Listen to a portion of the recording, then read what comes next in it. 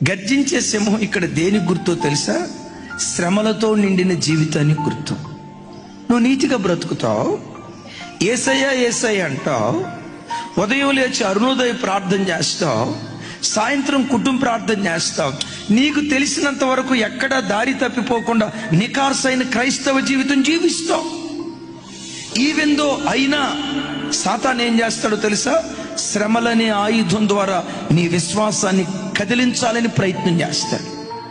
అనారోగ్యం అనే ఆయుధం ద్వారా, ఆర్థిక ఇబ్బందులనే ఆయుధం ద్వారా, అప్పులనే ఆయుధం ద్వారా, అసమాధానం అనే ఆయుధం ద్వారా రకరకాల శ్రమలనే ఆయుధాలు నీ మీద సంధించి విశ్వాసంలో నుంచి నేను తొలగించాలి. ఇది గర్జించే సింహం చేసే పని. నీవు అనుకుంటావు, నేనింత భక్తిగా బ్రతికే కదా, నేనింత ప్రార్థన చేస్తున్నాగా, నాకే ఎందుకు ఈ శ్రమలో, నాకే ఎందుకు ఈ కష్టాలు?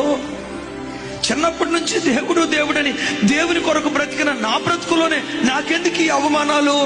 వాడున్నాడుగా, వాడికి దేవుడనే భయం లేదు. అసలు మందిరానికి వచ్చినోడు కాదు, వాడింత పచ్చగా ఉన్నాడు, కలకల్లాడుతున్నాడు. వాడి పిల్లలు ఎంత క్షేమంగా ఉన్నారు. దేవుడు దేవుడని దేవుని కొరకు పరిగెత్తిన నా బ్రతుకులో ఎందుకు ఈ కష్టాలు అని చెప్పి శ్రమల ద్వారా, కష్టాల ద్వారా నీ విశ్వాసాన్ని కదిలించాలని ప్రయత్నం చేస్తాడు. వాడు వచ్చి అంటాడు, ఏమమ్మా దేవుడు దేవుడు దేవుడు అని పరిగెత్తా ఏం చేశాడమ్మా దేవుడు? నీ పిల్లలకి ఇంకా పెళ్లి కాలేదుగా, నీ గర్భం తెరవబడలేదుగా, ఇన్ని సంవత్సరాలు ప్రార్థన చేసావు, అప్పులు తీరాయా? ఓ సొంత గృహం కూడా కొనుక్కోలేకపోయావు, సమస్యల మీద సమస్యలు నలగొట్టబడుతున్నావు. ఏం చేశాడు దేవుడు నీకు?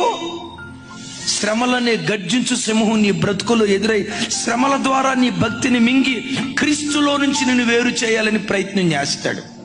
వాడు మింగాలని ప్రయత్నం చేసేటప్పుడు ప్రతి క్రైస్తవుడు విశ్వాసమందు స్థిరుడై దానిని ఎదిరించాలి. దేవుడు నా బ్రతుకులో కష్టాన్ని అనుమతిస్తాడేమో కానీ నష్టాన్ని అనుమతించడం.